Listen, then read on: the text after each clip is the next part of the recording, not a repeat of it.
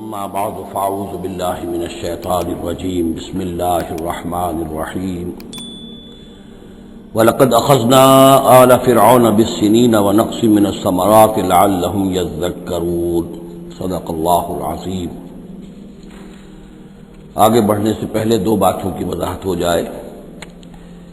ایک تو تصحیح کرنی ہے مجھے اس بات کی کہ حضرت موسیٰ علیہ السلام جب نبوت سے سرفراز ہو کر مصر واپس آئے ہیں تو اس وقت جو بادشاہ تھا فرعون، وہ اصل میں اس بادشاہ کا بیٹا تھا جس بادشاہ کے زمانے میں کہ یہ بچے کی حیثیت سے دریائے نیل سے باہر نکالے گئے تھے اور جس کی گود میں گویا کہ پلے تھے۔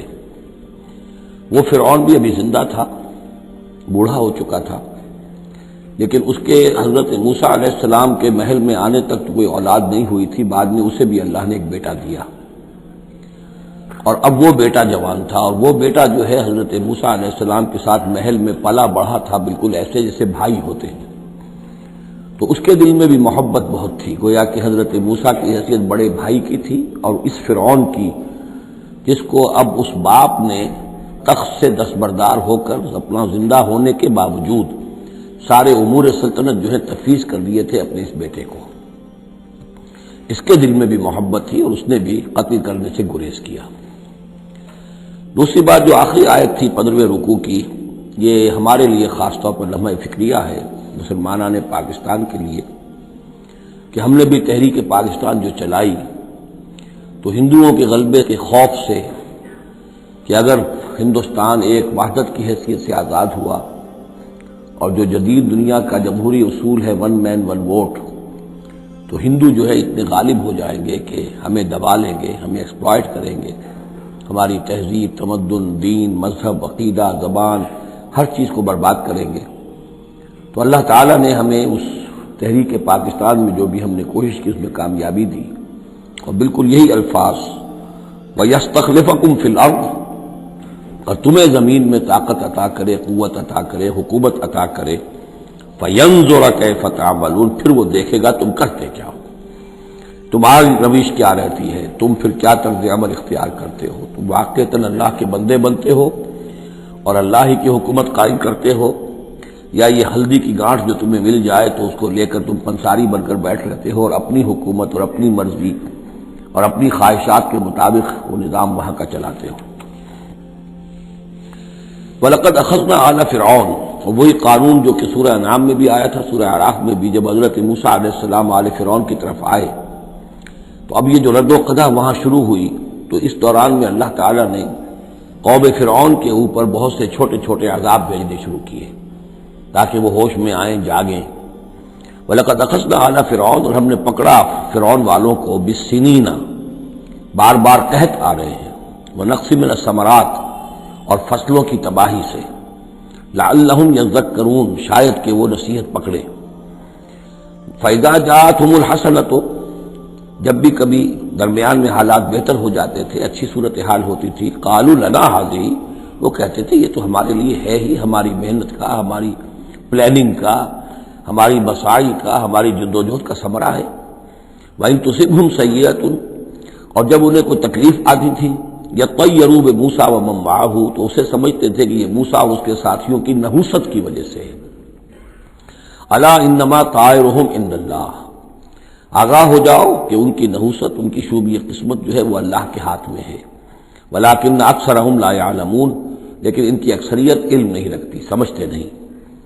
وقالوا مہما تأتنا بہ من آیۃ لتسحرنا بہا، اور وہ کہتے تھے بہت ہی چیلنجنگ انداز میں کہ اے موسیٰ، کہ تم اپنے جادو کے زور سے ہمارے اوپر جو جو چیزیں لا رہے ہو، جو مصیبتیں لا رہے ہو تاکہ تم ہم پر جادو کرو، فما نحن لک بمؤمنین، تو اس کے باوجود ہم ثابت قدم ہیں، صابر ہیں، ہم اپنے عقائد پر، اپنے نظام پر جمے ہوئے ہیں، ہم آپ کی بات ماننے والے نہیں ہیں۔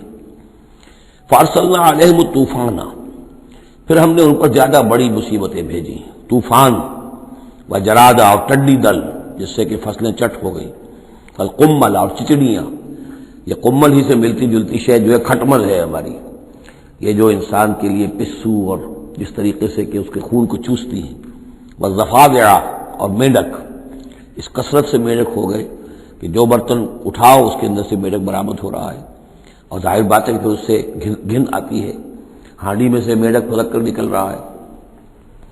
بدمہ اور خون کی بارش، آیات مفصلات، یہ ہم نے نشانیاں بھیجی وقفے وقفے سے، ساری ایک دم نہیں، ایک مرتبہ ایک نشانی ہے پھر دوسری نشانی ہے۔ فاستکبروا وکانوا قوما مجرمین، اس کے باوجود وہ استکبار پر اڑے رہے، اور وہ بڑی ہی اڑیل قوم تھے، مجرم قوم تھے۔ ولما وقع علیہم الرجس، اور جب ان پر وہ مصیبت آ جاتی تھی، یعنی یہ کہ ہوتے ہوتے اب ان کی جو اکڑ خونی ہے اس میں کم سے کم یہ کمزوری واقع ہو گئی، یہ نرمی واقع ہو گئی جو آگے آ رہی ہے۔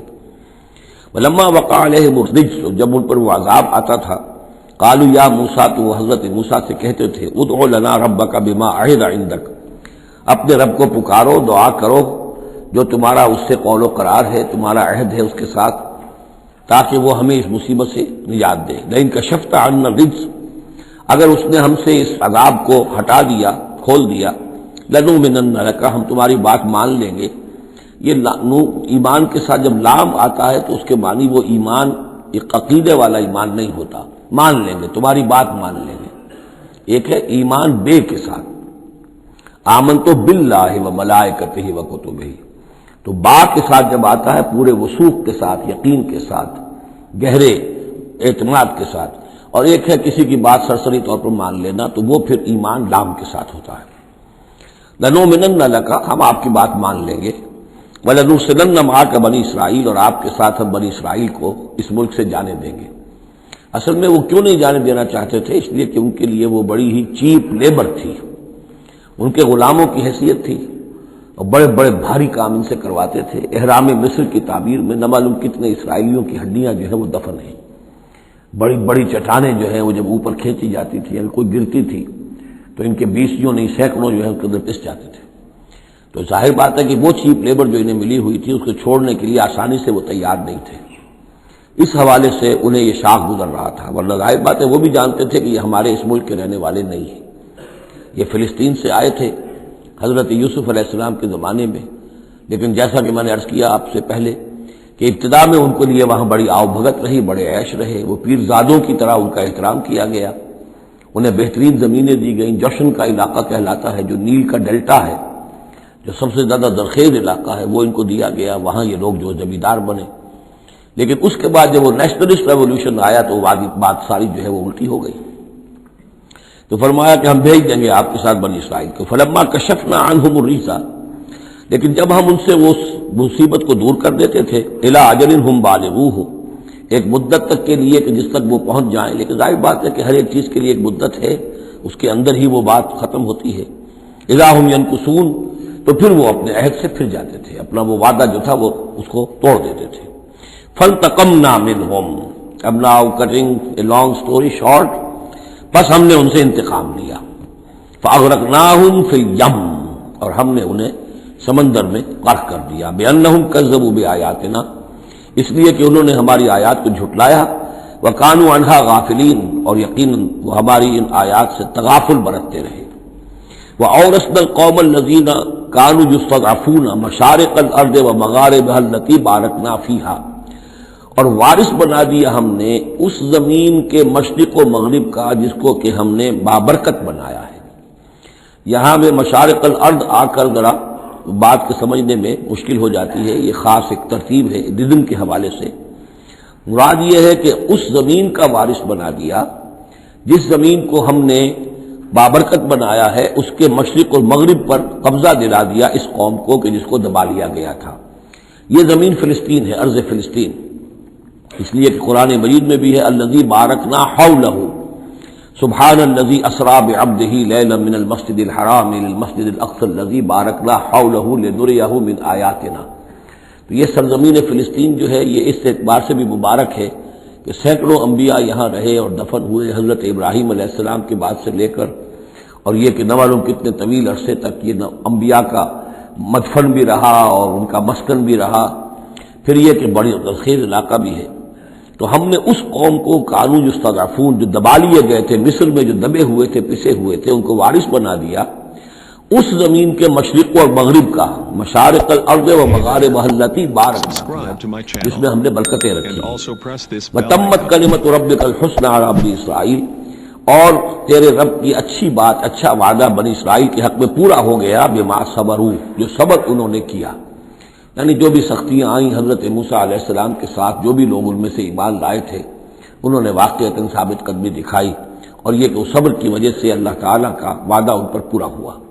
وَدَمَّرْنَا مَا كَانَ يَصْنَعُ فِرْعَوْنُ وَقَوْمُهُ، اور ہم نے تباہ و برباد کر دیا جو کچھ کے بنایا تھا فرعون نے اور اس کی قوم نے، وَمَا كَانُوا يَعْرِشُونَ، اور جو وہ اونچے اونچے کرتے تھے، محل بناتے تھے یا کچھ اور اونچی اونچی ٹٹیاں چڑھاتے تھے اپنی انگوروں کی بیلوں کے لیے، ان سب کو ہم نے جو ہے ختم کر کے رکھ دیا۔ اب یہ جو تھا ان کا سفر مصر سے اور جو یہ صحرائے سینا تک آئے، اس کا تذکرہ جو ہے کئی مرتبہ اس سے پہلے مدنی صورتوں میں بھی آ چکا ہے، لیکن اب کچھ واقعات وہ بیان ہو رہے ہیں کہ جو اس ایکسوڈس کے بعد، اسے ایکسوڈس کہتے ہیں، کتاب الخروج، یعنی یہ جو باب ہے اولڈ ٹیسٹمنٹ کا، ایکسوڈس، نکلنا، مصر سے نکلنا، اس کے حالات۔ وجاوزنا ببنی اسرائیل البحر، اور پار اتار دیا ہم نے بنی اسرائیل کو سمندر کے یا دریا کے، فَأَتَوْا عَلَىٰ قَوْمٍ، تو ان کا گزر ہوا، پہنچے وہ ایک ایسی قوم پر، یعکفون علی اصنام لہم، جو اعتکاف کرتے تھے اپنے اپنے بتوں کا۔ یہ لفظ ذرا یہاں پر نوٹ کیجئے، اعتکاف کرنا۔ اصل میں جو فلسفہ ہے بت پرستی کا، جسے کہ آج کے دور میں ڈاکٹر رادھا کرشنن، جو ایک زمانے میں ہندوستان کے صدر بھی رہے، بہت بڑے فلسفی تھے، بلکہ ایک دور میں یوں سمجھیے کہ دنیا میں دو ہی فلسفیوں کا ڈنکا بج رہا تھا، ایک فلسفی مذہبی قسم کا اور وہ ڈاکٹر رادھا کرشنن تھے، اور ایک فلسفی ملحد قسم کا وہ برٹرنڈ رسل تھا، اور یہ دونوں تقریباً ایک ہی عمر کے ہم عمر، اور دونوں ہی 90 سے اوپر ہو کر فوت ہوئے ہیں۔ تو ڈاکٹر رادھا کرشنن نے ہندوستان کے فلسفے کو گویا کہ زندہ کر دیا اپنی تصنیفات کے ذریعے سے۔ اس نے بت پرستی کا جو فلسفہ بیان کیا وہ یہ کہ ہم یہ نہیں سمجھتے کہ ان بتوں میں کچھ ہے، یہ تو اصل میں بت تو ہم کسی ڈیٹی، کوئی بھی دیوی یا دیوتا کے نام پر بناتے ہیں اس کے دھیان کرنے کے لیے، کنسنٹریشن نہیں ہو سکتی، خو کرے پے کرے، محسوس ہے انسان کی نظر، انسان جو ہے مراقبہ کرتا ہے۔ اگر آپ جو مراقبہ کرنا چاہتے ہیں، اللہ کے ساتھ دھیان لگانا چاہتے ہیں، کیسے لگائیں؟ لیکن اگر کسی تصویر کو سامنے رکھ لیں تو پھر توجہ کو مرکوز کرنا آسان ہو جائے گا۔ یہ ہے ان کا فلسفہ بت پرستی کا۔ تو اعتکاف اسی کو کہتے ہیں، جو ابھی آپ جن کو بھی اللہ توفیق دے گا اصل صحیح ہو کہ سال میں یہ 10 دن آدمی نکال لے کہ اپنی توجہات کو ہر چیز سے، دنیاوی معاملات سے، ان سے ہٹا کر اور اللہ تعالیٰ کی ذات پر وہ مرکوز کرے، ذکر پر، توجہ پر اور دعا پر، مناجات پر، یہ اعتکاف ہے۔ تو انہوں نے بت اپنے بنائے ہوئے تھے اور ان بتوں کا اعتکاف کرتے تھے۔ قالوا یا موسیٰ اجعل لنا الہا کما لہم آلہہ، انہوں نے کہا کہ اے موسیٰ ہمارے لیے بھی کوئی الہ بنا دو، معبود بنا دو، کوئی ایسی نشانی ہو جس کو کہ ہم ذریعہ بنائیں، اس کے اوپر اعتکاف کریں، دھیان کا مرکز اس کو بنا لیں۔ قال انکم قوم تجہلون، حضرت موسیٰ نے فرمایا کہ تم جہل کا ارتکاب کر رہے ہو، کیا بات کہہ رہے ہو؟ ان ہؤلاء متبر ما هم فی، یہ لوگ جس چیز میں ہیں یہ تو ہلاک ہونے والے ہیں، برباد ہونے والے ہیں۔ وباطل ما كانوا يعملون، اور جو کچھ یہ کر رہے ہیں وہ سب باطل ہے، اس کی کوئی حقیقت نہیں ہے۔ قال غیر اللہ ابغیکم الہا، حضرت موسیٰ نے فرمایا کہ کیا میں اللہ کے سوا تمہارے لیے کوئی الہ تلاش کروں؟ وهو فضلکم علی العالمین، اور اس نے تو تمہیں فضیلت دی ہے تمام جہان والوں پر۔ وَإِذْ أَنْجَيْنَاكُمْ مِنْ آلِ فِرْعَوْنَ، اور ذرا یاد کرو جبکہ ہم نے تمہیں نجات دی آل فرعون سے۔ یسومونکم سوء العذاب، یہ الفاظ جو کہ تم سورہ بقرہ میں بھی آئے ہیں اور اس کے بعد بھی آئے ہیں۔ یسومونکم سوء العذاب، وہ تمہیں مبتلا کیے ہوئے تھے بدترین عذاب میں۔ یقتلون ابناءکم ویستحیون نساءکم، وہ قتل کر ڈالتے تھے تمہارے بیٹوں کو اور زندہ رکھتے تھے تمہاری بیٹیوں کو۔ وفی ذالکم بلاء من ربکم عظیم، اور یقیناً اس میں تمہاری رب کی طرف سے بہت بڑی آزمائش تھی۔ وَوَعَدْنَا مُوسَىٰ 30 لَيْلَةً، اور ہم نے بلایا موسیٰ کو 30 راتوں کے لیے، عام طور پر دن رات، لیکن یہ کہ عربی میں جو محاورہ ہے وہ رات کا ذکر کرتے ہیں۔ 30 راتوں کے لیے وَأَتْمَمْنَاهَا بِعَشْرٍ، روایات سے معلوم ہوتا ہے کہ اولین جو تھی طلبی وہ 30 رات کے لیے ہوئی تھی، لیکن اس میں جو چلہ تھا جو حضرت موسیٰ علیہ السلام کو کاٹنا تھا، اس میں روزہ بھی تھا مسلسل 30 دن کا، تو اس میں یہ ہے کہ کسی وقت ان سے ضبط نہیں ہو سکا اور مسواک کر لی تھی، وہ جو روزے کی وجہ سے منہ کے اندر ایک طرح کی بو پیدا ہو جاتی ہے، اس کو برداشت نہ کر سکے، تو اس کی پاداش میں اب یہ روایات ہیں، میں نہیں کہہ سکتا کہ کس حد تک ان میں صحت ہے۔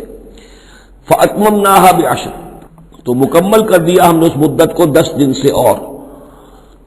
فَتَمَّ مِيقَاتُ رَبِّهِ 40 لَيْلَةً، تو وقت مدت پوری ہو گئی اس کے رب کی، یعنی 40 راتیں۔ یہیں سے ہمارے ہاں تصوف میں اہل صوفیہ نے 40 کا یہ چلہ کشی، 40 دن 40 رات کا چلہ کاٹنا، یہ جو ہے نکالا ہے۔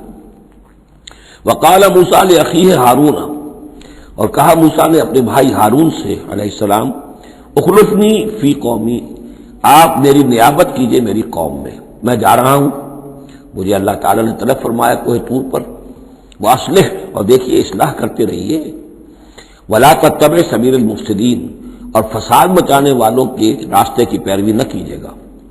ولما جاء موسیٰ لمیقاتنا، اور جب موسیٰ پہنچے ہمارے وقت مقرر پر، وکلمہ ربہ، اور ان سے کلام کیا ان کے رب نے، قال رب ارنی انظر الیک، انہوں نے درخواست کی پروردگار مجھے اپنا دیدار عطا فرما، مجھے دکھا کہ میں تجھے دیکھوں۔ قال لن ترانی، اللہ نے فرمایا تم مجھے ہرگز نہیں دیکھ سکتے، ولکن انظر الی الجبل، لیکن ذرا اس پہاڑ کو دیکھو، فإن استقر مکانہ، اگر وہ اپنی جگہ پر کھڑا رہ جائے، برداشت کر جائے ہماری تجلی کو، فسوف ترانی، تو تم بھی سوچنا کہ شاید ہمیں دیکھ سکو۔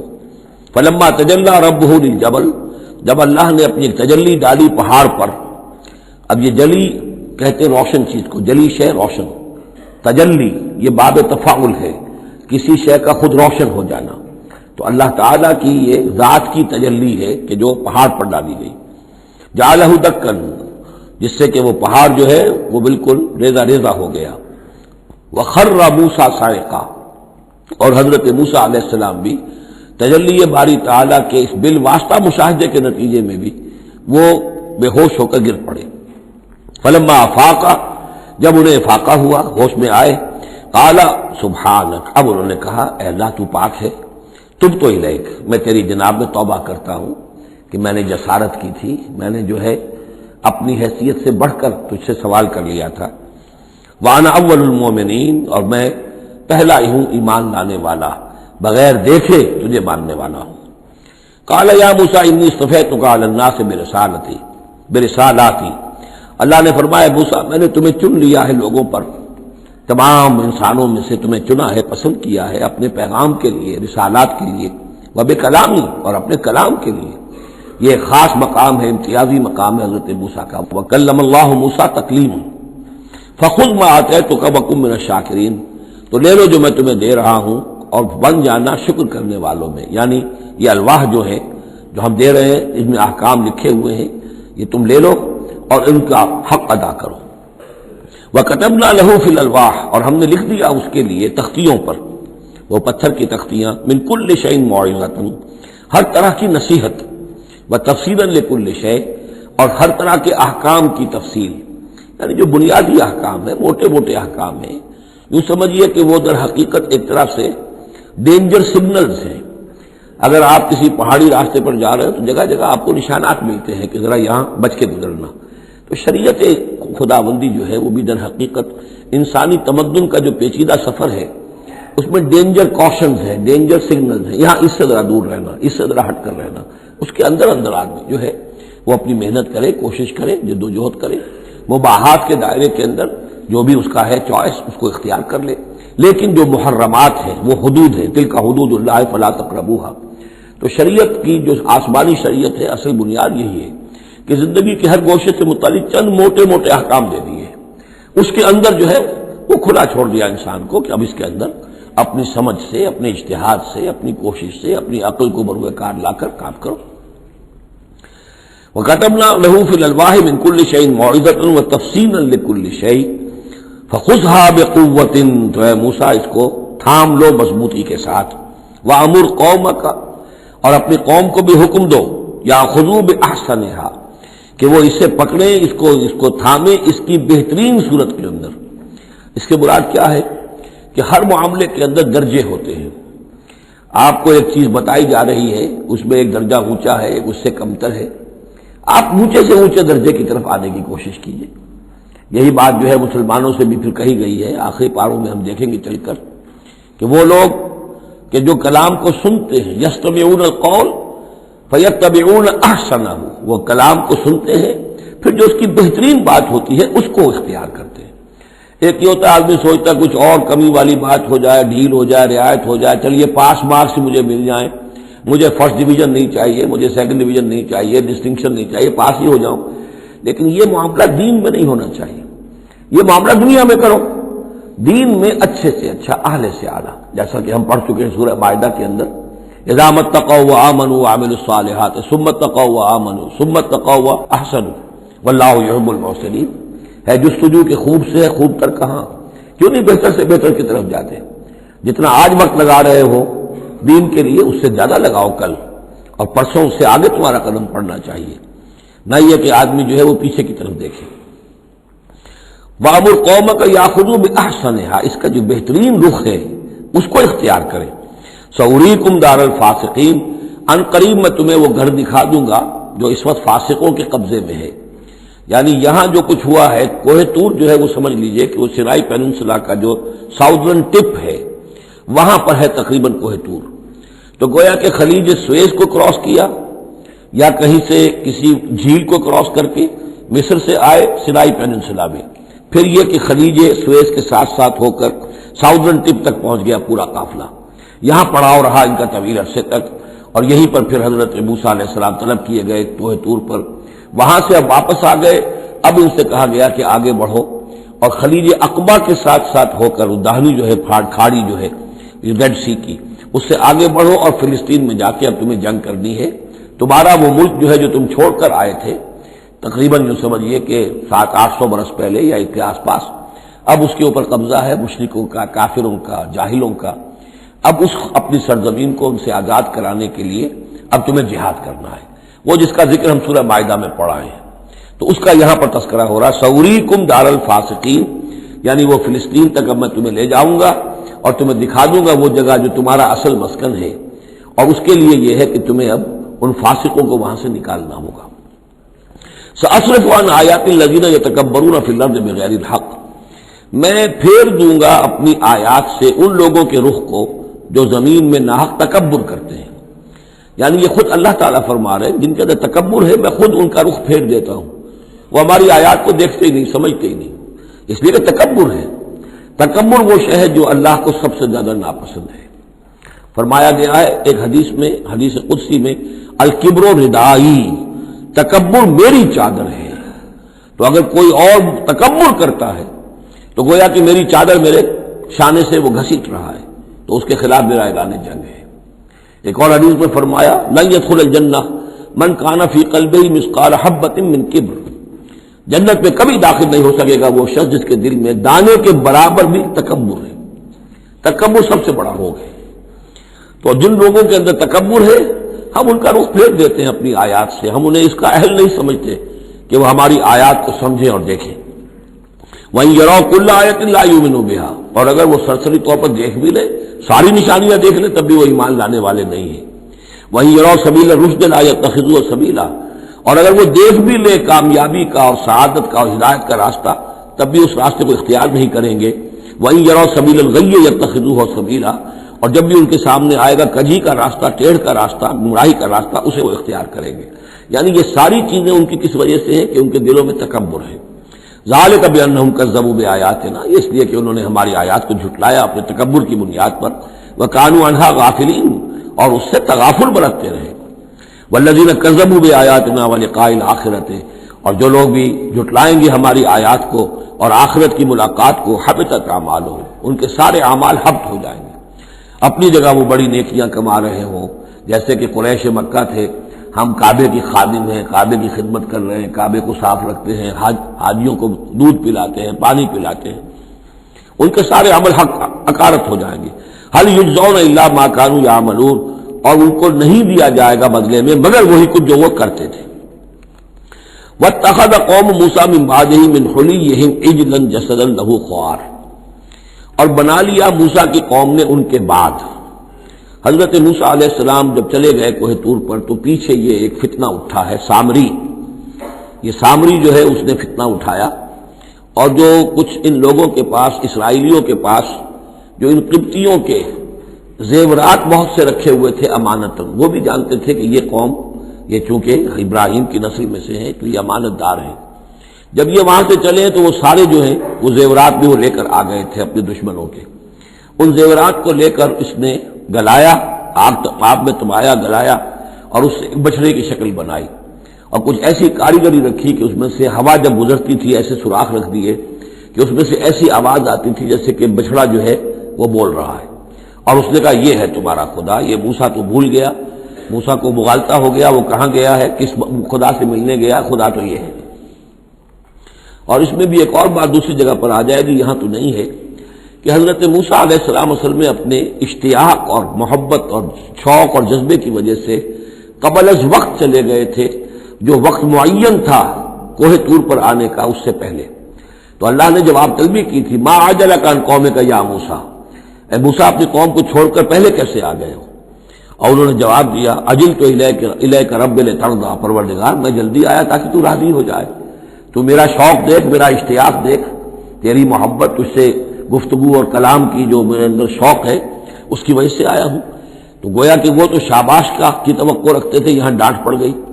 ما عجلک عن قومک یا موسیٰ قال عجلت الیک رب لترضی، لیکن اللہ نے فرمایا فإنا فتنا قومک من بعدک، تمہاری اس عجلت کی وجہ سے ہم تمہاری قوم کو تمہارے بعد فتنے میں ڈال چکے ہیں. تو جلدی خیر کے لیے بھی نہیں کرنی چاہیے، خیر کے کام کو بھی عین وقت پر سہج سہج پکے سو میٹھا ہو. تو اضلهم سامری نے انہیں گمراہ کر دیا ہے.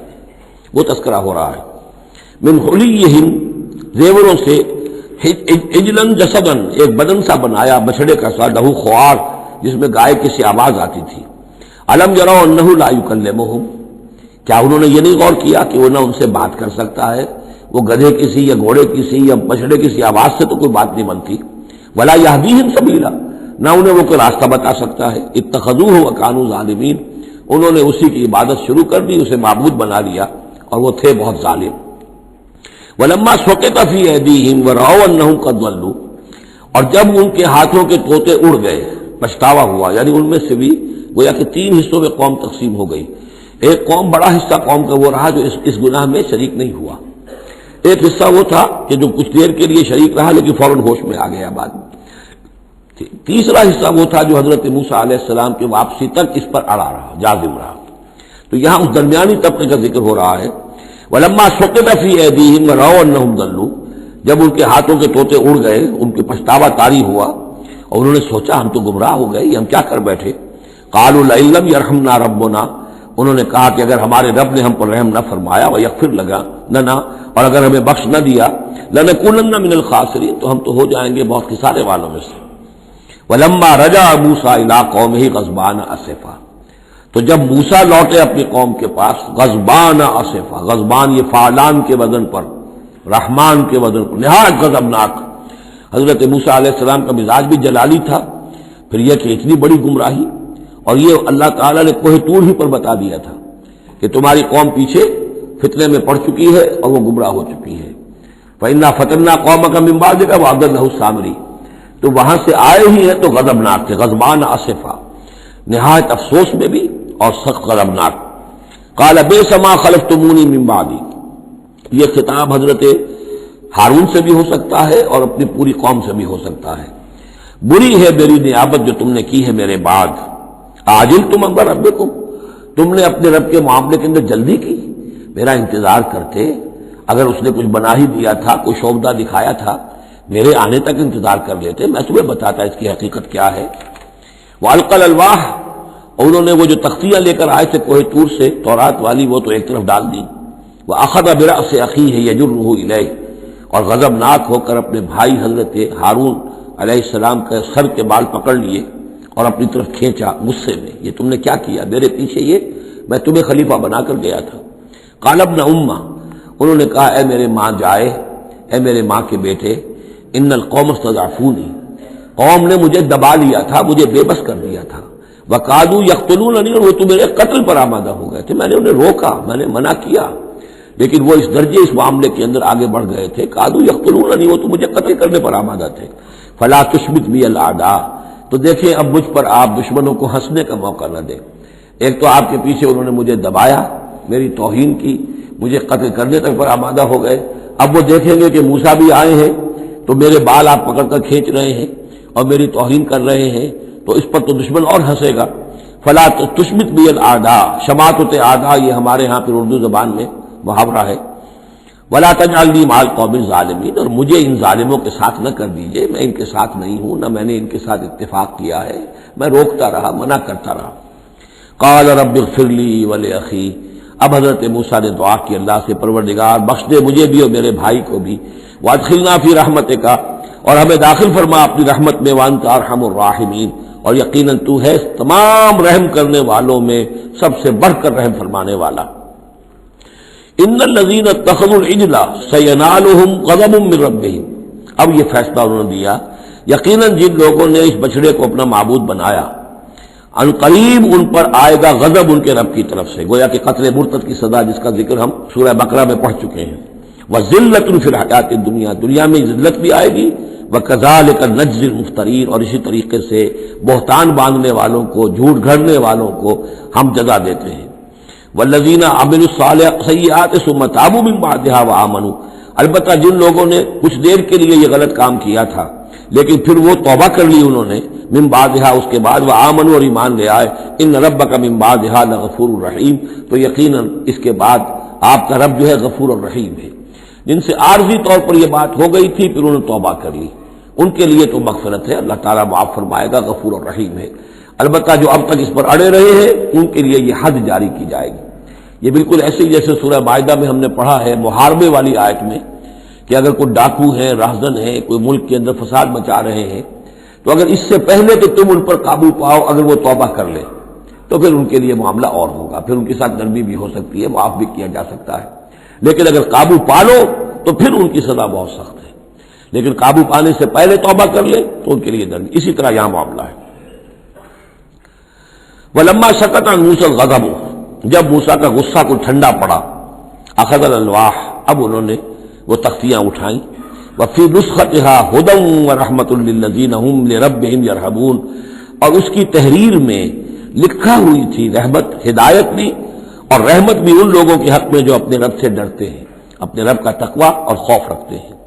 واختار موسیٰ قومہ 70 رجلا لمیقاتنا، اب ایک تو سزا دے دی گئی، ایک تو پرج ہو گئی، اور یہودی جو ہیں جنہوں نے کہ آخری وقت تک اس کے اوپر قائم رہے انہیں قتل کر دیا گیا.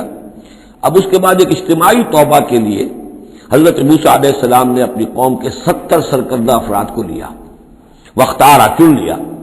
اختار موسیٰ قومہ 70 رجلا لمیقاتنا، اللہ تعالیٰ ہی نے طلب فرمایا ہے، ہمارے وقت مقررہ کے لیے چن لیے موسیٰ نے اپنی قوم میں سے 70 سرکردہ افراد.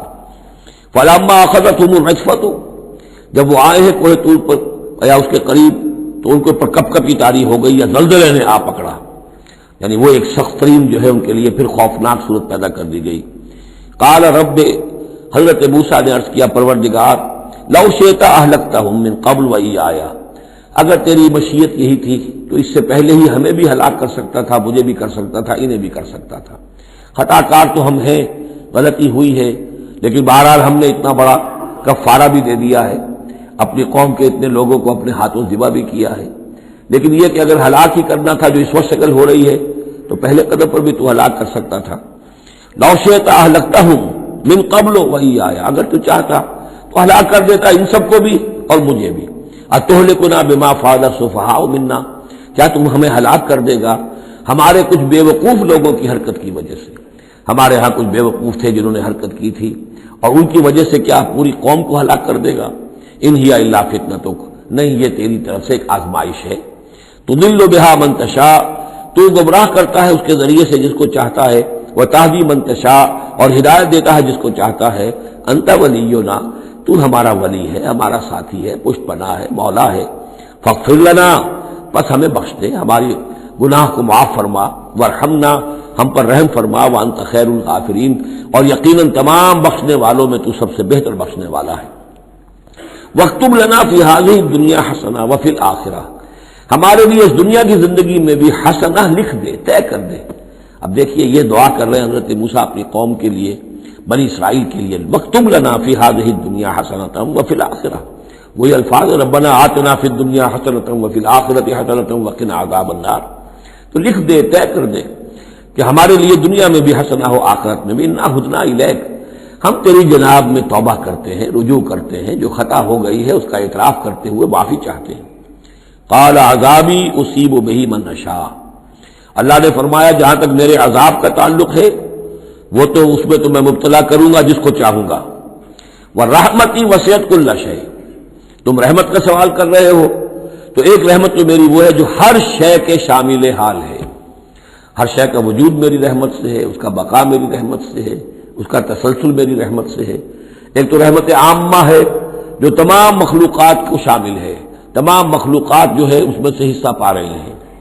ورحمتی وسعت کل شیء فسأکتبھا، اب یہاں مراد ہے خاص رحمت جس کے لیے تم کہہ رہے ہو، وہ رحمت تو میں لکھ دوں گا ان لوگوں کے لیے۔ اب یہ بہت اہم مقام یہاں آ رہا ہے، وہ اپنی رحمت میں خاص کر دوں گا، لکھ دوں گا للذین یتقون، جو تقوی کی روش اختیار کریں، ویؤتون الزکاۃ، اور زکوٰۃ دیتے رہیں، والذین هم بآیاتنا یؤمنون، اور جو لوگ ہماری آیات پر ایمان پختہ رکھیں، الذین یتبعون الرسول النبی الامی الذی یجدونہ مکتوبا عندہم فی التوراۃ والانجیل، جو اتباع کریں گے ہمارے امی نبی کی، جس کا کو رسول بنا کر بھیجا جائے گا، رسول نبی امی کا اتباع کریں گے، الذی یجدونہ، جسے پائیں گے لکھا ہوا، مکتوباً عندہم، ان کے پاس، اپنے پاس، فی التوراۃ والانجیل، کہ وہ ان کے پاس اس کی پیشن گوئیاں، اس کے حالات، اس کی علامات تورات اور انجیل دونوں میں ہوں گی۔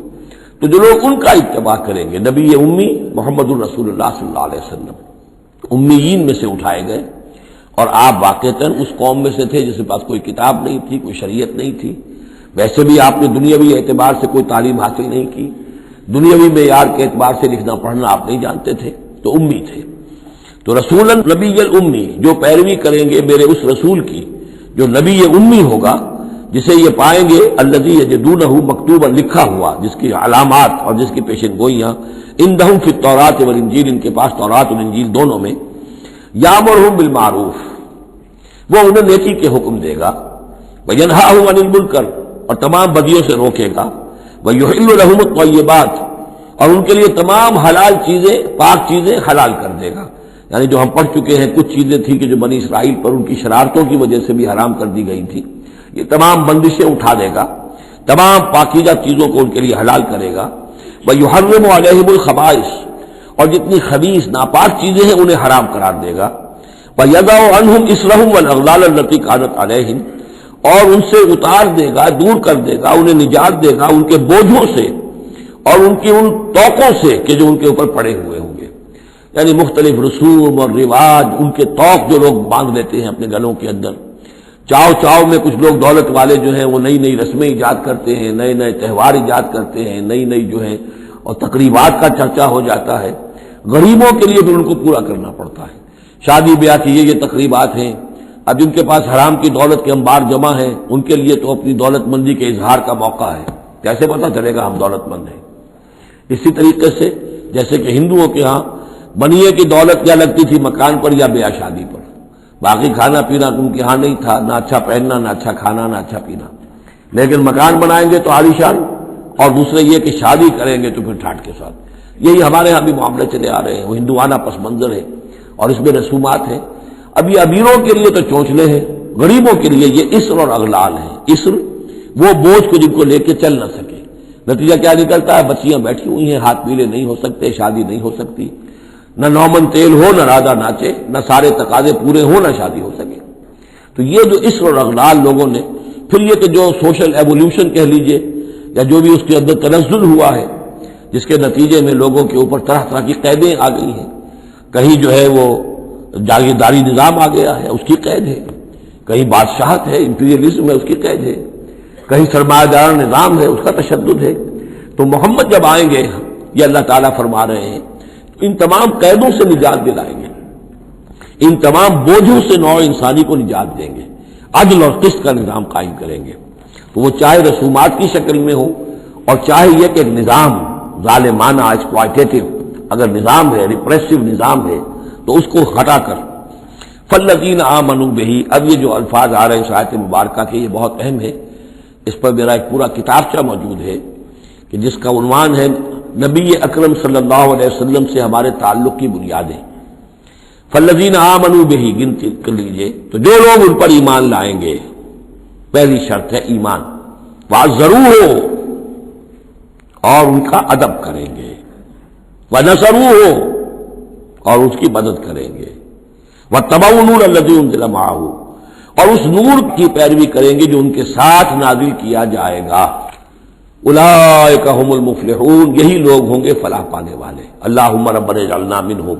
اب یہاں تھوڑی سی وضاحت کر لیجئے. فالذین آمنوا بہ، وہ لوگ جو اس پر ایمان لائیں گے. ایمان کے دو تقاضے سمجھ لیجئے. ایک تقاضا اطاعت، لا یؤمن احدکم حتی یکون ہواہ طبعا لما جئت بہ. تم میں سے کسی شخص کا مجھ پر ایمان نہیں ہے جب تک کہ اس کی خواہش نفس تابع نہ ہو جائے اس کے جو میں لے کر آیا ہوں، جو احکام میں لے کر آیا ہوں. تم اگر جب ایمان رکھتے ہو کہ میں اللہ کی طرف سے لے کر آیا ہوں تو تمہیں حکم ماننا ہے. لا یؤمن احدکم حتی یکون ہواہ طبعا لما جئت بہ. دوسرا تقاضا لا یؤمن احدکم حتی اکون احب الیہ من والدہ وولدہ والناس اجمعین.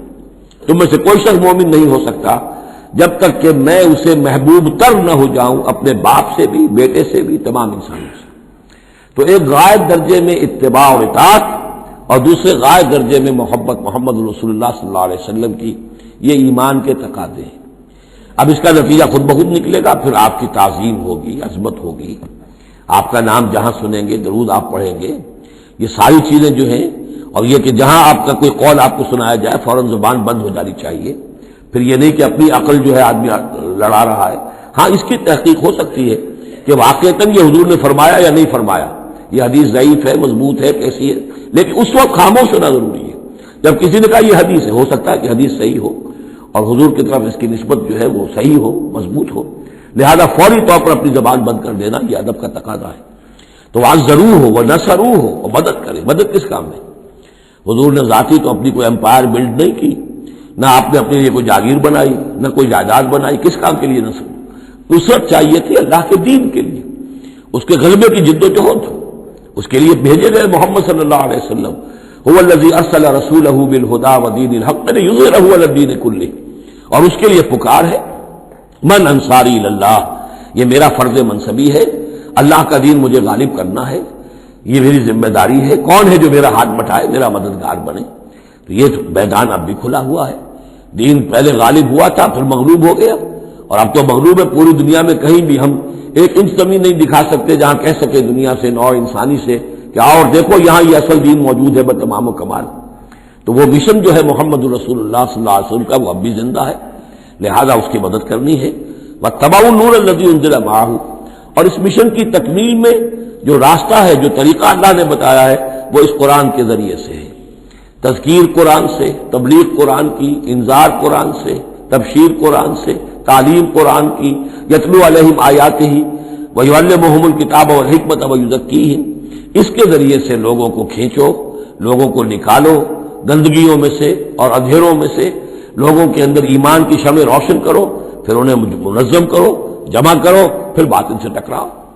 فالذین آمنوا بہ وعزروہ ونصروہ واتبعوا النور الذی انزل معہ. تو جو لوگ ان پر ایمان لائیں گے اور ان کی تعظیم کریں گے اور ان کی مدد کریں گے اور اس نور کی پیروی کریں گے جو ان کے ساتھ نازل کیا جائے گا، یعنی قرآن مجید حضور کے ساتھ یہ نازل کیا گیا، بھیجا گیا. اولئک هم المفلحون، یہی لوگ ہوں گے فلاح پانے والے. اللہم ربنا اجعلنا منہم. قل یا ایھا الناس. اب ظاہر بات ہے کہ وہ لمبی بات کو اب یہاں پہ ختم کرتے ہوئے کہ اب حضور صلی اللہ علیہ وسلم تشریف لے آئے. اب یہی بات اس کے حوالے سے اب آپ سے کہا جا رہا ہے کہ اے نبی، جو خبر دی تھی اس وقت ہم نے موسیٰ کو، اور جو ہم نے کہہ دیا تھا کہ جو رحمت ہے ہماری خصوصی وہ انہی لوگوں کے لیے ہوگی تم میں سے کہ جو محمد عربی صلی اللہ علیہ وسلم پر ایمان لے آئیں گے. تو اب کہہ دیجئے ڈنکے کی چوٹ، قل یا ایھا الناس، کہہ دیجئے اے لوگوں. اور یہ پھر بہت نوٹ کرنے کے قابل ہے کہ ہم نے اب تک جتنے رسولوں کا تذکرہ سنا ہے، پڑھا ہے سورہ اعراف میں، وہ یا قوم یا قوم یا قوم، اے میری قوم کے لوگوں. لیکن محمد رسول اللہ کی امتیازی شان یہ ہے کہ یہ قوم کی طرف مبعوث نہیں ہوئے، صرف پوری نوع انسانی کی طرف. جیسے سورہ بقرہ کے تیسرے رکوع کی پہلی آیت میں نے حوالہ دیا تھا، یا ایھا الناس اعبدوا ربکم الذی خلقکم والذین من قبلکم لعلکم تتقون. تو یہ آفاقی رسالت ہے، عالمی رسالت ہے، انسانی سطح پر ہے. قل یا ایھا الناس انی رسول اللہ الیکم جمیعا، میں اللہ کا رسول ہوں تمہاری طرف، سب کی طرف. الذی لہ ملک السماوات والارض، یہ بات 5 مرتبہ قرآن میں کہی گئی ہے مختلف الفاظ میں کہ حضور کی بعثت پوری نوع انسانی کے لیے ہے، جس میں سب سے نمایاں آیت وہ ہے وما ارسلناک الا کافۃ للناس بشیرا ونذیرا، ہم نے نہیں بھیجا ہے محمد آپ کو مگر پوری نوع انسانی کے لیے بشیر اور نذیر بنا کر. باقی یہ کہ اور مختلف اسالیب میں 4 مرتبہ اور یہ بات آئی ہے کہ آپ کی بعثت جو ہے کسی خاص قوم، کسی خاص ملک، کسی خاص رنگ اور نسل کے لوگوں، کسی خاص قبیلے کی طرف نہیں ہے، بلکہ پوری نوع انسانی کی طرف ہے. قل یا ایھا الناس انی رسول اللہ الیکم جمیعا الذی لہ ملک السماوات والارض، میں اس اللہ کا رسول ہوں جس کے لیے آسمان اور زمین کی بادشاہی ہے. لا الہ الا ہوا، اس کے سوا کوئی معبود نہیں. یحیی و یمیت، وہی زندہ رکھتا ہے اور وہی موت وارد کرتا ہے. فآمنوا باللہ، تو ایمان لاؤ اللہ پر، ورسولہ النبی الامی الذی، اور اس کے اس رسول پر جو نبی امی ہے، اور جو یؤمن باللہ وکلماتہ، جو ایمان رکھتا ہے اللہ پر اور اس کے کلام پر، اس کے کلمات پر، اس کی باتوں پر. واتبعوہ، اور اس کی پیروی کرو، لعلکم تہتدون، تاکہ تم ہدایت پاؤ. یہ گویا کہ اعلان عام ہوا محمد رسول اللہ صلی اللہ علیہ وسلم کا کہ وہ جو بات اللہ تعالیٰ نے حضرت موسیٰ سے کہی تھی یہ اس کے مطابق میری بعثت ہوئی ہے. اور اب گویا کہ جیسا کہ میں نے آپ کو بتایا تھا یہ تمہید ہے، تیاری ہو رہی ہے، چونکہ مدینے کی طرف سفر کرنا ہے. یہ صورت پہلے نازل ہو گئی ہے تاکہ وہ ذہن تیار ہو جائے اس کے لیے کہ اب یہود کے 3 بڑے بڑے قبیلے وہاں پر آباد ہیں، ان سے براہ راست ہم سابقہ پیش آئے گا. ابھی تک براہ راست خطاب یہود سے نہیں ہوا، یا بنی اسرائیل سے کوئی خطاب نہیں. گفتگو ہو رہی ہے محمد رسول اللہ سے یا اہل مکہ سے یا حضور کی وساطت سے مسلمانوں سے. لیکن یہ کہ وہ باتیں ساری وہ آ رہی ہیں کہ جن کا اب محل جو ہے واضح ہو جائے گا ہجرت کے بعد. وَمِن قَوْمِ مُوسَىٰ أُمَّةٌ يَهْدُونَ بِالْحَقِّ وَبِهِ يَعْدِلُونَ، اور موسیٰ کی قوم میں یقیناً کچھ لوگ ایسے تھے، امتن ایسے لوگ تھے کہ جو حق کی ہدایت دیتے تھے. یعنی یہ تو نہیں ہو سکتا اتنے جلیل القدر پیغمبر کے کوئی بھی ساتھی نہ ہو، حواری نہ ہو، یا بڑی اکثریت ان کی جو ہے ناہنجاروں پر رہی مشتمل، لیکن بہرحال ان کے ساتھ ایک جماعت ان کے حواریین کی، ان کے ساتھیوں کی. وَمِن قَوْمِ مُوسَىٰ أُمَّةٌ يَهْدُونَ بِالْحَقِّ وَبِهِ يَعْدِلُونَ، ایسی قوم ان کے اندر رہی ہے، قوم موسیٰ میں سے ایسی لوگ، ایسی جماعت جو حق ہی کی ہدایت بھی دیتے تھے اور حق ہی کے ساتھ فیصلے بھی کرتے تھے، عدل بھی کرتے تھے. وَقَطَّعْنَاهُمْ اثْنَتَيْ عَشْرَةَ أَسْبَاطًا أُمَمًا، اور ہم نے انہیں علیحدہ علیحدہ کر دیا 12 بڑی بڑی قبیلوں کی جماعت میں، اسباط امما، بار جماعتیں بن گئی، علیحدہ علیحدہ ان کی امتیں بن گئی، علیحدہ قبیلے بن گئے. کیونکہ یہ 12 بیٹے تھے حضرت یعقوب علیہ السلام کے، اور ان میں سے ہر ایک سے ایک قبیلہ چلا ہے. تو ابھی وہ انسان کا جو تمدنی ارتقاء جو ہے ابھی قبائلی دور میں تھا، لہذا اس قبائلی نظام ہی کو اللہ تعالیٰ نے ان کے لیے باقی رکھا. چنانچہ پانی بھی جب دیا تو 12 چشمے، تاکہ ہر قبیلے کا چشمہ علیحدہ ہو اور یہ آپس میں لڑیں جھگڑے نہیں. ہر قبیلے کا کوئی اپنا سردار ہے، اس کا اپنا ایک نظام ہے، کوئی نزاع ہو گیا ہے تو وہ آپس میں اس کو حل کر سکتے ہیں. لیکن اگر بین القبائل معاملہ ہو جائے تو پھر اس کو حل کرنا جو ہے مشکل ہو جائے گا. وَأَوْحَيْنَا إِلَىٰ مُوسَىٰ إِذِ اسْتَسْقَاهُ قَوْمُهُ، اور ہم نے وحی کی موسیٰ کی طرف جب کہ پانی طلب کیا ان سے اس کی قوم نے، أَنِ اضْرِب بِعَصَاكَ الْحَجَرَ، کہ اپنے اسی عصا سے، اپنی لاٹھی سے ضرب لگائیے چٹان پر. فَانبَجَسَتْ مِنْهُ اثْنَتَا عَشْرَةَ عَيْنًا، تو اس میں سے 12 چشمے پھوٹ بہے. یہ بات ہم پڑھ چکے ہیں سورہ بقرہ میں. قَدْ عَلِمَ كُلُّ أُنَاسٍ مَشْرَبَهُمْ، ہر قبیلے نے، ہر قوم نے پہچان لیا، معین کر لیا اپنے مشرب کو. مشرب یہ بھی اس میں ظرف ہے، پینے کی جگہ، اپنا گھاٹ معین ہو گیا. یہ چشمہ ہمارا، یہ چشمہ ان کا، یہ چشمہ ان کا ہے، یہ بنی لاوی کا ہے، یہ فلاں کا ہے، بنی یہودا کا ہے. وَظَلَّلْنَا عَلَيْهِمُ الْغَمَامَ، اور ہم نے ان کے اوپر سائبان ابر کا طاری کر دیا تاکہ دھوپ سے بچیں. وَأَنزَلْنَا عَلَيْهِمُ الْمَنَّ وَالسَّلْوَىٰ، اور ہم نے ان پر من اور سلوہ کے ذریعے انہیں خوراک ہم پہنچائی. اتارا ان پر ہم نے من اور سلوا، کلوا من طیبات ما رزقناکم، کھاؤ ان پاکیزہ چیزوں میں سے کہ جو ہم نے تمہیں رزق میں دی ہیں، وما ظلمونا، اور انہوں نے کوئی ہم پر ظلم نہیں کیا، ہم پر کیا ظلم کر سکتے تھے، ہمارا کیا بگاڑ سکتے تھے۔ پہلے بھی الفاظ آئے ہیں، کہیں میں تیزی میں غلط ترجمہ کر گیا ہوں کہ ہم نے ان پر کوئی ظلم نہیں کیا، وما ظلمناہم ہوتا تو ہم نے ان پر ظلم نہیں کیا، وما ظلمونا، انہوں نے ہمارا کیا بگاڑا، ہمارا کیا بگاڑ لیں گے۔ ایک حدیث قدسی میں آتا ہے کہ اے میرے بندو، اگر تم سب کے سب اولین اور آخرین اور انس اور جن سب بدترین جیسے ہو سکتا ہے تم میں سے کوئی شخص ویسے بن جاؤ، تب بھی میرے خزانے میں کوئی کمی نہیں آئے گی، اور تم سب کے سب اولکم وآخرکم وانسکم وجنکم سب کے سب مل جاؤ اور بہترین میرے مطیع بن جاؤ، میرے بندگی کرنے والے بن جاؤ، میرے خزانے میں کوئی اضافہ نہیں ہوگا، میں تو غنی ہوں۔ تو وما ظلمونا، انہوں نے ہم پر ہمارا کچھ نہیں بگاڑا، ولکن کانوا انفسہم یظلمون، لیکن وہ خود اپنی ہی جانوں پر ظلم کرتے رہے۔ وَإِذْ قِيلَ لَهُمُ اسْكُنُوا هَٰذِهِ الْقَرْيَةَ، اور یاد کرو جب ان سے کہا گیا تھا کہ آباد ہو جاؤ اس بستی میں، یہ جیریکو، اریحا، پہلا شہر فلسطین کا کہ جو یوشع ابن نون، جوشوا، ان کی سرکردگی میں جب بنی اسرائیل نے قتال کیا ہے پھر، تو یہ پہلا شہر فتح ہوا۔ جب ان سے کہا گیا کہ اب اس میں تم رہ سکتے ہو، بس جاؤ، وَكُلُوا مِنْهَا حَيْثُ شِئْتُمْ، اور اس میں سے جو بھی چاہو جہاں سے بھی چاہو تم کھاؤ، وَقُولُوا حِطَّةٌ، اور دیکھو استغفار کرتے رہو، کہتے رہو اے اللہ ہمارے گناہ جھاڑ دے، ہماری کوتاہیاں، ہماری جو بھی کوئی کمیاں رہ گئی ہیں ان کو پورا کر دے۔ وَادْخُلُوا الْبَابَ سُجَّدًا، اور جب داخل ہو شہر کے دروازے میں تو سر جھکا کر داخل ہو، تمہاری گردنیں اکڑی ہوئی نہ ہو۔ نغفر لکم خطیئاتکم، ہم تمہاری جو بھی خطائیں ہیں وہ بخش دیں گے، جو بھی غلطیاں ہوئی ہیں فروغ گزاشتیں ہوئی ہیں ان سب سے درگزر فرمائیں گے۔ سنزید المحسنین، اور نہ صرف یہ کہ وہ خطائیں معاف کر دیں گے، جو ان میں سے محسن ہوں گے تم میں سے انہیں تو اب اور دیں گے، ان کے درجات بلند کریں گے، ان کو اور اونچے سے اونچے مراتب عطا کریں گے۔ فبدل الذین ظلموا منہم قولا غیر الذی قیل لہم، تو بدل دیا ان میں سے جو ظالم تھے، گناہ گار تھے، ایک ایسی بات کو کہ جو ان سے کہی گئی تھی اس کی بجائے، یعنی وہ کہا گیا تھا حطۃ حطۃ حنطۃ حنطۃ، ہمیں گیہوں چاہیے گیہوں چاہیے۔ فارسلنا علیہم رجزا من السماء، تو ان پر ہم نے آسمان سے ایک عذاب بھیج دیا، جن لوگوں نے وہ غلط حرکت کی تھی ان پر پلیگ آئی اور وہ سب کے سب ہلاک ہو گئے۔ بما کانوا یظلمون، بسبب ان کے اس ظلم کے جو انہوں نے اپنے آپ پر کیا تھا۔ واسألہم عن القریۃ التی کانت حاضرۃ البحر، اور ذرا ان سے سوال کیجئے اس بستی کے بارے میں کہ جو ساحل سمندر پر تھی، حاضرۃ البحر، سمندر کے کنارے پر تھی۔ یہ اب اصحاب سبت کا واقعہ آ رہا ہے۔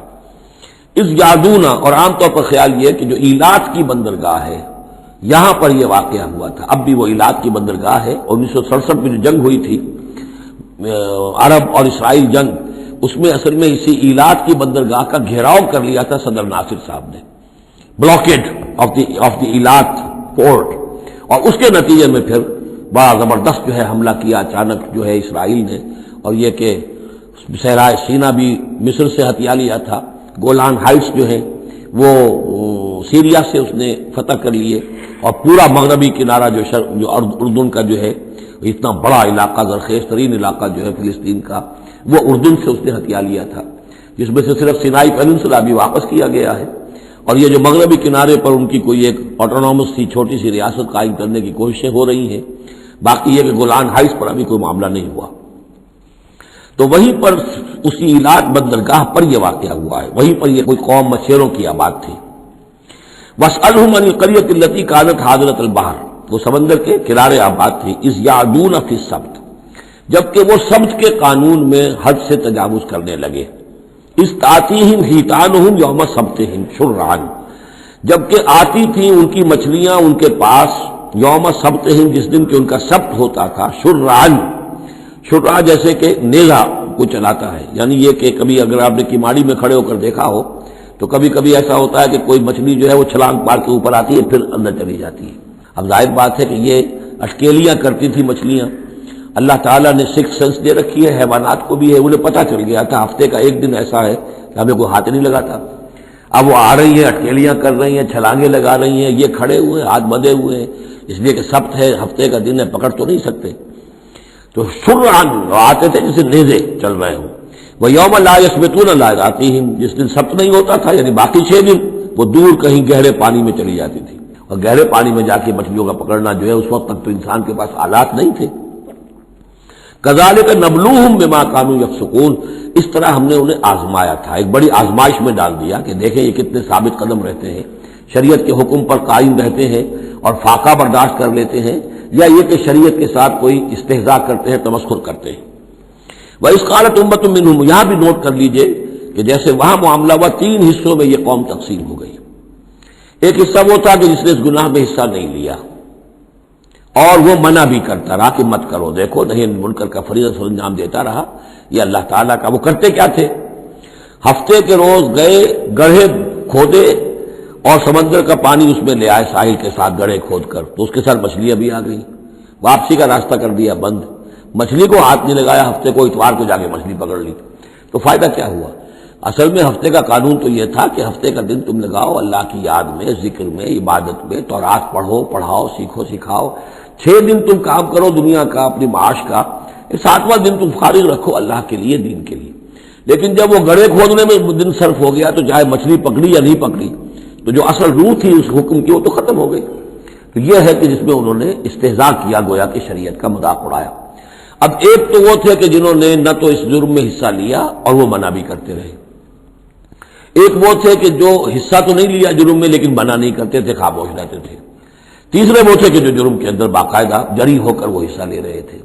تو اب جو لوگ منع کر رہے تھے ان سے انہوں نے کہا جو منع نہیں کر رہے تھے، جو خود بھی نہیں کر رہے تھے لیکن منع بھی نہیں کر رہے تھے۔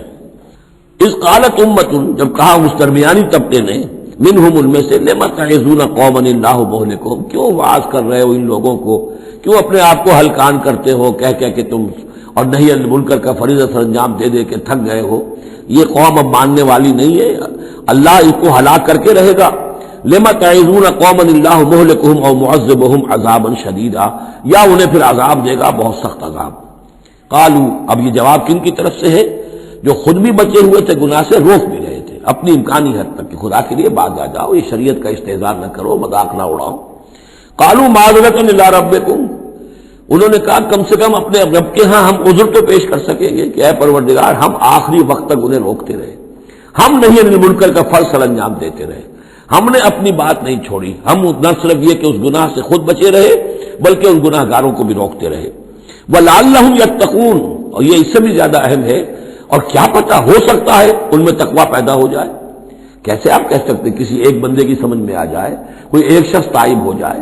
تو جیسا کہ حضور کی حدیث ہے، حضرت علی سے خطاب کر کے آپ نے فرمایا، لا یہدی اللہ بک رجلا واحدا خیر لک من حمر النعم، اگر اللہ تمہارے ذریعے سے علی ایک شخص کو بھی ہدایت دے دے تو یہ تمہارے لیے سرخ اونٹوں سے بڑھ کر دولت ہے۔ تو اگر ایک بھی بچ جائے، لعلہم یتقون، فلما نسوا ما ذکروا بہ، تو پھر جب انہوں نے نظر انداز کر دیا اس نصیحت کو جو انہیں کی جا رہی تھی، یعنی لگے رہے اپنے اس جرم کے اندر، انجینا الذین ینہون عن السوء، ہم نے بچا لیا ان کو جو کہ بدی سے روکتے تھے، عذاب سے بچے ہیں صرف وہ جو بدی سے روکتے تھے۔ وَأَخَذْنَا الَّذِينَ ظَلَمُوا بِعَذَابٍ بَئِيسٍ بِمَا كَانُوا يَفْسُقُونَ، اور پکڑ لیا ہم نے ان کو کہ جو اس ظلم میں، گناہ میں اور شریعت کا استہزاء کرنے میں کہ جو مجرم تھے، ان کو ایک بہت ہی برے عذاب میں پکڑا، ان کی اس ناہنجاری کی وجہ سے، سرکشی کی وجہ سے، نافرمانی کی وجہ سے۔ فلما آتوا عما نہوا عنہ، جب وہ بڑھ گئے، چڑھ گئے، بہت ہی آگے بڑھ گئے ان چیزوں میں جن سے ان کو روکا گیا تھا، قلنا لہم کونوا قردۃ خاسئین، تو ہم نے کہہ دیا کہ اب ہو جاؤ بندر، ذلیل بندروں کی شکل میں ان کی صورتیں جو ہیں وہ تبدیل کر دی گئی۔ یہ ہے وہ مکمل واقعات جس کا حوالہ اس سے پہلے کئی بار آ چکا ہے۔ سب سے پہلے سورہ بقرہ میں بھی آیا تھا، اس کی تفصیل یہاں آ گئی ہے۔ بارک اللہ لی و لکم فی القرآن العظیم ونفعنی وإیاکم بالآیات والذکر الحکیم۔ Hey there. Subscribe to my channel. And also press this bell icon.